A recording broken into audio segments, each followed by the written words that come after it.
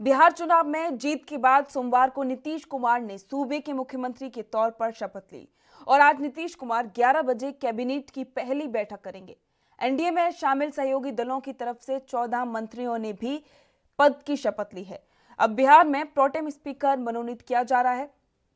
23 नवंबर को बिहार की नई विधानसभा का पहला सत्र होगा। इस दौरान सबसे पहले प्रोटेम स्पीकर मनोनीत किया जाएगा, जो नए विधायकों को शपथ दिलाएंगे। इसके बाद बिहार विधानसभा के स्पीकर का चुनाव होगा। विधानसभा स्पीकर के चुनाव का फैसला काफी अहम है। इसके पीछे वजह यह है कि एनडीए के पास कुल 125 विधायक हैं, जो सरकार बनाने के आंकड़े के महज 3 ही ज्यादा है। ऐसे में सूबे के सरकार की स्थिरता के लिए बीजेपी अपने किसी खास नेता को ही ये पद सौंपना चाहती है। सूत्रों की माने तो बीजेपी नेतृत्व नंदकिशोर यादव को विधानसभा का स्पीकर बना सकती है। नंदकिशोर यादव ने पटना साहिब विधानसभा से लगातार 7वीं बार जीत दर्ज की है। नंदकिशोर यादव बिहार बीजेपी के बड़े नेता के तौर पर जाने जाते हैं। नंदकिशोर यादव पिछली बार नीतीश कुमार सरकार में पथ निर्माण मंत्री भी रह चुके हैं।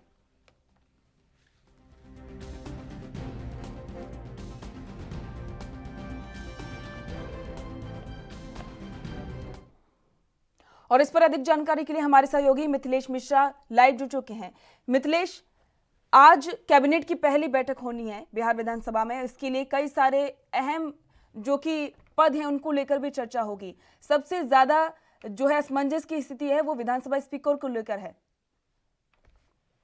जी बिल्कुल, आज नीतीश कुमार का महज 2 घंटे के बाद में कैबिनेट की बैठक होने जा रही है और उसमें सबसे अहम बातें खास करके आपकी जो सभापति का जो चुनाव है, विधान परिषद का जो चुनाव है, तमाम जितने भी स्थल है पे आज विचार विमर्श किए जाएंगे। लेकिन एक बात सीधे तौर पे जो आ रही है कि बीजेपी के खेमे से जो 2 उप मुख्यमंत्री मनोनीत किया गया है, उसका विधान परिषद के जो अध्यक्ष के जो मनोनीत करने की बातें सामने में आ रही, तो निश्चित तौर पे अपने आप में एक अहम होगा। लेकिन आज 11 बजे की जो बैठक हो, जो 14 मंत्रालय से जो अभी विस्तारित किया गया है, इसके आगे भी विस्तारित करने की भी बात को लेकर के भी आज बैठक में तमाम बातें की गतिविधि दी जाएगी। लेकिन इन बातों के बीच में अगर देखा जाए तो कल जिस तरीके का ताजपोशी हुई थी नीतीश कुमार का, और उसमें सुशील कुमार मोदी को उप मुख्यमंत्री पद नहीं निर्धारित किया गया है, जिसको लेकर के भी एक विचार विमर्श की बातें सामने में आ रही, खास करके बीजेपी के खेमे से बातें निकल करके आ रही है। तो ये तमाम गतिविधियों के बीच में आज बहुत सारे ऐसे विस्तार करने की बातें सामने में कही जा रही है, खास करके। लेकिन 11 बजे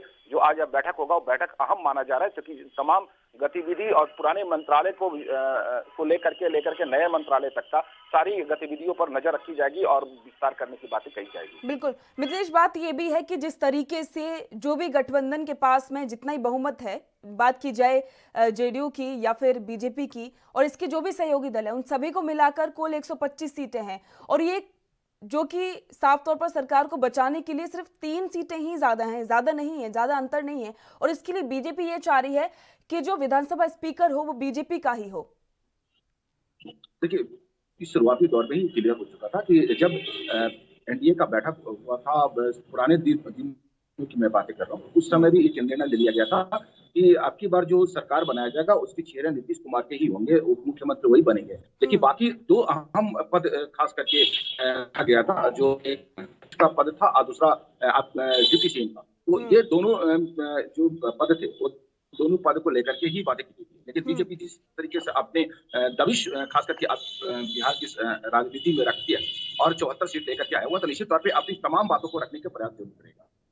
और हम सबसे बातें ये है कि जिस तरीके का अमित शाह ने कल आकर के एक बैठक किया, बैठक के दरमियान में तमाम गतिविधि और निर्णायक अपने शब्दों को उसने रुझान दिया है, उसके ये भी कहा जा सकता है कि अब की बार जो बिहार की सरकार बनाई गई, खासकर नीतीश कुमार के ऊपर में, तो निश्चित तौर पे एक नीतीश कुमार एक भले ही चेहरा दिखाया जाता है, लेकिन तमाम निर्णय जो होंगे वो निर्णय आपके बीजेपी के खेमे से ही निर्णय निकल सके। बिल्कुल। और मिथिलेश, बिल्कुल ये भी देखा जा रहा है, बीजेपी ने भले ही कई सारी बातें जो हैं सामने स्पष्ट रूप से नहीं कही हैं, लेकिन जो भी अभी जिस तरीके से पद जो है दिए जा रहे हैं नेताओं को, तो सबसे ज्यादा यही बात सामने आ रही है कि बीजेपी के नेताओं को सबसे ज्यादा खास पद दिए जा रहे हैं, चाहे विधानसभा स्पीकर की बात हो, डिप्टी सीएम की बात हो। और सबसे बड़ी बात तो यह है कि इस बार बीजेपी के ही 2-2 डिप्टी सीएम हैं।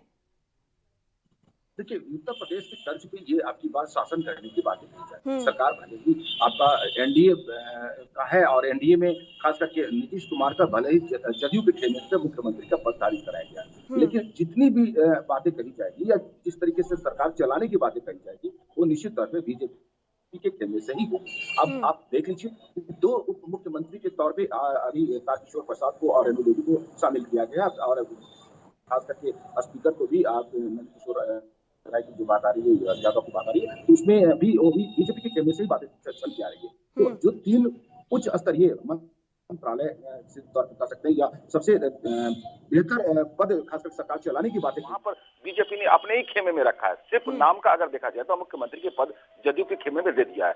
जब किसी भी तरीके का ठोस निर्णय लेने की बात आएगी तो निश्चित तौर पर बीजेपी अपनी पहल जरूर करेगी और बिल्कुल, वो तो करेगी। और इसी के साथ मिथिलेश, बात ये भी है कि इस पर विपक्ष भी कई सारी प्रतिक्रिया दे रहा है। कांग्रेस के वरिष्ठ नेता हैं तारिक अनवर, उन्होंने खुद कहा है कि अब आरजेडी पूरी तरीके से, माफ करिएगा, अब जिस तरीके से जो जेडीयू है वो पूरी तरीके से बीजेपी के पद चिन्हों पर ही चलेगी, उनकी ही जिस तरीके से एक कठपुतली बनकर रह जाएगी। देखिए, ये कहना मुश्किल हो चूंकि इनकी व्यक्तित्व के विषय में कहा जाता है, नीतीश कुमार के व्यक्तित्व ये कहा जाता है कि ये ऐसे शख्सियत हैं जो स्वाभिमान से लेज है और किसी भी तरीके का कोई भी निर्णय लेने के लिए उनकी अपनी खुद की महत्वपूर्ण भूमिकाएं नजर आता है। लेकिन अब की बार 74 सीट ले आकर के बीजेपी ने जिस तरीके का दबिश की सरकार बनाने की प्रयास किया, और भले ही मुख्यमंत्री नीतीश कुमार रहे हैं, उनकी निर्णय होगी, लेकिन एक अंतराल ऐसा आएगा जब ये निश्चित तौर पे इनकी समझ के परे होगा और उस समय महागठबंधन खुद अपने विपक्ष में बैठ करके तमाम तमाशा को देख रहा है और उसको आंकलन अपने लगा चुका है कि निश्चित है आने वाला जो पल होगा, यानी कि कुछ महीने अगर बीतेंगे तो निर्णय में निश्चित तरीके का ऐसा कोई लोचा आएगा जिसके तहत में दोनों की स्वाभिमान टकराएंगे, बीजेपी जदयू को टकराएंगे और फिर एक ऐसी स्थितियां बनेगी जिसमें सरकार की लोचा आएगी और शायद वहां पे अपनी सरकार को हटाने की बातें भी कह सकता है। क्योंकि बीजेपी अपनी तमाम भूमिका अपनी गठबंधन और सरकार के ऊपर में जिस तरह दबिश की सरकार की कहने की बात या सीधे तौर पर संगठन की मजबूती की बात अगर कहें तो बीजेपी अपनी पूरी उत्तर प्रदेश के तर्ज पर अपनी संगठन को बिहार में बतौर मजबूती करने के लिए ही तमाम बातें कही जा रही है। अब खास करके आप देख लीजिए कि अभी तक के इतिहास में बिहार में कभी भी 2 उप मुख्यमंत्री की बातें कही नहीं गई थी, लेकिन जैसे ही उप मुख्यमंत्री के चुनाव किया गया, खास करके एक महिला की सीट से लाया गया और दूसरी आपके खास करके तारकिशोर प्रसाद को लाया गया, तो अब ये 2 उप मुख्यमंत्री का लाने के पीछे क्या रहा, उनकी मंसूबे रहा है, ये तो सोचनीय विषय आगे की होगी। लेकिन अभी नीतीश कुमार के जिस तरीके का 2-2 हाथ दे दी गई है और किसी भी तरह के कोई भी निर्णय लेने के पहले एक स्पीकर का भी भूमिका रहता है अब उस पक्ष और विपक्ष को दोनों को न्याय उचित शब्दों को बखान करने के लिए, तो वहां पर भी आपका बीजेपी के खेमे के हैं। तो अब सीधे तौर पे कहा जा सकता है कि सरकार भले ही नीतीश कुमार की कही जाएगी, लेकिन तमाम जो उसकी आवरण है वो सारे के सारे बीजेपी के ही चारों तरफ से घिरी हुई नजर आएगी। अब किसी भी तरह का कोई ठोस अगर निर्णय लेना है नीतीश कुमार, तो नीतीश कुमार अगर ठोस निर्णय लेते हैं और उस निर्णय को अगर ये बीजेपी के जो तमाम लोग हैं अगर मानने से इनकार कर देते हैं तो वो सरकार के ऊपर में निश्चित तौर पे एक प्रश्न चिन्ह जरूर लगेगा। बिल्कुल। तो मिथिलेश, इस बार के बिहार विधानसभा चुनाव में कुछ हुआ हो नहीं हुआ हो, लेकिन तेजस्वी यादव जरूर चमक गए हैं। जिस तरीके से वो एक राजनेता के तौर पर उभर कर सामने आए, एक बहुत बड़ी बात है, क्योंकि ऐसा नहीं समझा जा सकता था कि तेजस्वी यादव कुछ अच्छा कर पाएंगे, लेकिन जिस तरीके से इस बार के बिहार विधानसभा चुनाव में अपनी उन्होंने जो धाक जमाई है वो काफी ज्यादा चौंकाने वाली है। और अब आगे भी वो पूरी तैयारी कर रहे हैं, साफ तौर पर वो यही तैयारी करें किसी भी तरीके से सरकार गिराई जाए, क्योंकि अभी भी वो यही मान रहे हैं, क्योंकि जनता ने, बिहार की जनता ने महागठबंधन को ही जो है जनादेश दिया है। अब देखिए, ये आने वाला पल क्या होगा ये कहना बड़ा जल्दीबाजी होगा, लेकिन महागठबंधन में जिस तरीके का तेजस्वी के तेज अब की बार सूर्य की तरह चमकता दिखा है तो निश्चित तौर पे अपने आप में एक अनूठा बात तो जरूर है। अब आप देख लीजिए कि लालू प्रसाद यादव एक ऐसे कद्दावर नेता के रूप में जाने जाते हैं जिसकी छवि पूरे विश्व में देखा जाता है, लेकिन यहाँ पर लालू प्रसाद यादव के पुत्र तेजस्वी ने लालू प्रसाद यादव का नाम का कहीं भी जिक्र नहीं किया, न ही उनकी किसी भी तरह का फोटो भी यूज किया है। अब आप तमाम पोस्टरों में आप अगर आंकलन करें तो कहीं भी पोस्टर पर लालू प्रसाद यादव नहीं दिखे थे। इसके बावजूद भी ये युवा तेजस्वी ने अपने तेज पूरे बिहार की तमाम जनता पे किया और जनता ने इनको समर्थन भी दिया। 75 सीट ला करके इन्होंने दिखा दिया कि अभी भी आरजेडी का निश्चित तौर पे बढ़ोतरी की स्थितियां बनी हुई है और जनादेश इनकी तरफ अपनी चाहत जरूर रखा है। लेकिन यहाँ पर एक बात सीधे तौर पे कह सकते हैं कि जिस तरीके से महागठबंधन की प्रहार अभी जारी है, 15 सीटों को लेकर के जिस तरीके का उन्होंने आंकलन किया है कि यहाँ पर हमारी सीट पे विजयी हासिल हो चुका था, लेकिन अफसरशाही या सीधे तौर पे कि सरकार की देख रेख में ये सारी चीजों की हार की शिकस्त देने की प्रयास की गई थी। वहां 15 सीटों को लेकर के ये सीधे तरीके कानून की लड़ाई लड़ने की बातें कर रहे हैं और ये भी कह रहे हैं कि आने वाला जो पल होगा वो सुप्रीम कोर्ट तक जाने के लिए मैं तैयार हूं, क्योंकि 15 सीट की बातें करने के तैयार है। लेकिन अब आने वाला पल क्या होगा ये तो आने वाला पल ही बताएगा।